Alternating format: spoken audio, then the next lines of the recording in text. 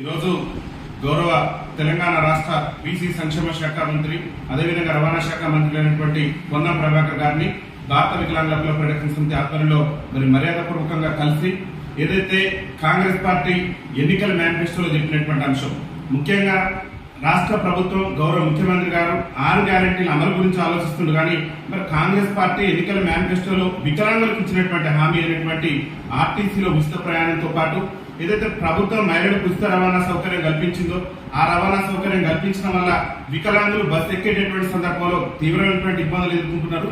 దాంతో పాటు వికలాంగుల సీట్లలో కూడా సకలాంగులు పెత్తనం జలాయిస్తూ మరి వికలాంగుల సీట్లు కూడా లేకుండా తీవ్రమైనటువంటి ఇబ్బందులు గురి చేస్తున్నారని చెప్పేసి ఈరోజు గౌరవ రాష్ట్ర మంత్రి పొన్నం ప్రభాకర్ గారిని కలిసి మేము విజ్ఞప్తి చేయడం జరిగింది.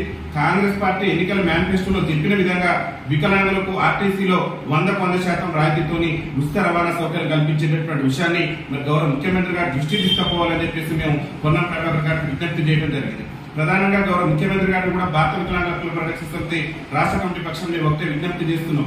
మీరు ఇచ్చిన 6 గ్యారెంటీలు అన్నిటికంటే కూడా అసలు గ్యారంటీ వికలాంగుల సంక్షేమం మీద దృష్టి పెట్టాలి. 76 ఏళ్ల నుంచి కూడా అణచివేతకు గురి అవమానాలు ఎదుర్కొన్నటువంటి మా వికలాంగుల సంక్షేమాన్ని గత ప్రభుత్వాలు విస్మరించిన ప్రస్తుతం ఉన్న ప్రభుత్వం కూడా మరి విస్మరించేటటువంటి ప్రయత్నం చేస్తుంది. దయచేసి విస్మరించేటటువంటి ప్రయత్నాన్ని మీరు మానుకొని వికలాంగుల సంక్షేమం మీద దృష్టి పెట్టాలి.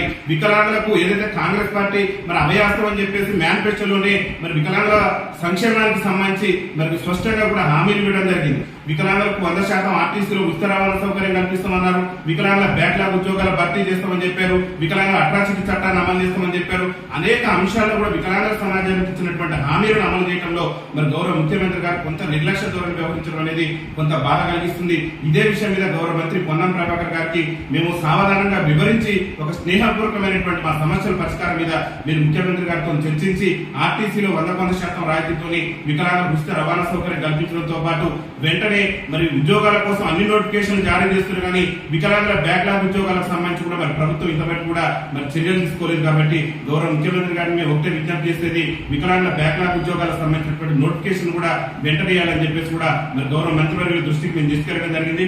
వారు కూడా ఖచ్చితంగా ముఖ్యమంత్రి గారితో చర్చించి సమస్య పరిష్కారం దిశగా కృషి చేస్తుందని చెప్పారు. ఆర్టీసీలో వికలాంగులకు ఇచ్చినటువంటి ఉచిత రవాణాను కూడా అమలు చేస్తుందని చెప్పారు.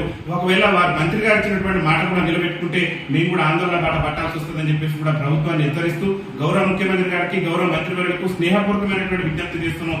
దయచేసి సమాజంలో అట్టడి నుండి దుర్భాగ్యంగా గడుతున్నటువంటి వికలాంగుల సామాజిక వర్గం సమస్యలు పరిష్కరించే విధంగా మరి గౌరవ ముఖ్యమంత్రి గారు కృషి చేయాలి, గౌరవ ప్రభుత్వం కృషి చేయాలని చెప్పేసి కూడా భారత వికలాంగుల హక్కుల పరిరక్షణ సమితి తెలంగాణ రాష్ట్ర కమిటీ పక్షాన మేము విజ్ఞప్తి చేస్తూ గౌరవ ప్రభుత్వ ముఖ్యమంత్రి గారు ప్రభుత్వాది నేతగా ఇచ్చినటువంటి హామీలు నిలబెట్టుకోకుంటే రాష్ట్ర వ్యాప్తంగా ఆందోళన కార్యక్రమాలు కూడా మా భారత వికలాంగుల హక్కుల పరిరక్షణ సమితి ఆధ్వర్యంలో మేము పెద్ద ఎత్తున ఆందోళన కార్యక్రమాలు కూడా సిద్ధమవుతామని చెప్పేసి ఈ సందర్భంగా ప్రభుత్వాన్ని హెచ్చరిస్తూ సమస్యలు సామరస్యంగా పరిష్కరిస్తే ఖచ్చితంగా అనేక అంశాలలో సావధానంగా ప్రభుత్వంతో కలిసి పనిచేసి సిద్ధంగా ఉన్నాం. కానీ సమస్యలు పరిష్కరించకుండా వికలాంగుల సమాజాన్ని చిన్నచూపు చూస్తే మాత్రం ఎలాంటి ఆందోళనకైనా ఎంత పెద్ద ఆందోళనకైనా మేము పోరాటాలకు సిద్ధంగా ఉన్నామని చెప్పేసి ఈ సందర్భంగా తెలియజేస్తున్నాం.